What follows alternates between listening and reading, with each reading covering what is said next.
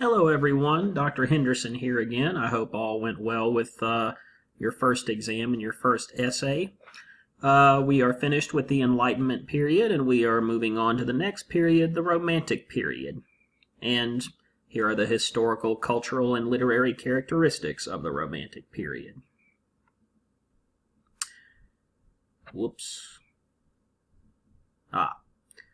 Again, the time span and the reason for Romanticism. There is debate about the exact time, but roughly agreed upon to be 1798 to 1837, possibly 1832. It corresponds from the publication of lyrical ballads, which was the groundbreaking collaboration, poetic collaboration between William Wordsworth and Samuel Taylor Coleridge. Arguably one of those works that just changed poetry forever, kind of heralded the Romantic movement, certainly in poetry, to the beginning of Queen Victoria's reign, and again that's arguable. And it's a reaction. Notice how all of these time periods are reactionary to the ones previous. It's a reaction against the cold reason of the Age of the Enlightenment and its consequences. And it places a stress on social and aristocratic norms and the Enlightenment's scientific rationalization of nature and the industrial age. All of these were things that Romanticism was working against. The resulting characteristics of Romanticism in the poetry and in the literature in general, there's a focus on feelings as opposed to the cold rationalism that's associated with the Enlightenment.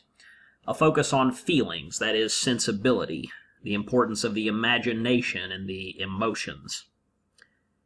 There's an aesthetic love of nature, because of course what's associated with the Enlightenment is the Industrial Revolution, and that was, Romanticism saw that as, at least for the most part, a pretty profound social evil. So the reaction is that, well, you have your nature poetry, the aesthetic love of nature, seeing nature as more pure. An interest in a supposedly tragically lost past, existing, of course, before civilization and industrialization. The importance of the individual, but in a much more touchy-feely way than, say, the characteristics of the moderns from the Enlightenment. Mystical experience, kind of a high-minded spirituality. The idealization of rustic life and other unappreciated or commonplace things. Rustic means country or rural. In other words, your unspoiled populations. The nobility of living a simpler life. And therefore a corresponding love of the natural and the uncivilized.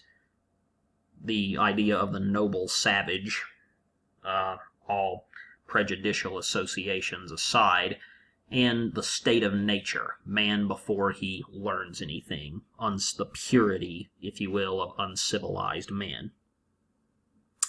Love of the wild, irregular, the exotic, and the grotesque in art and literature, because it's seen as truer and more natural.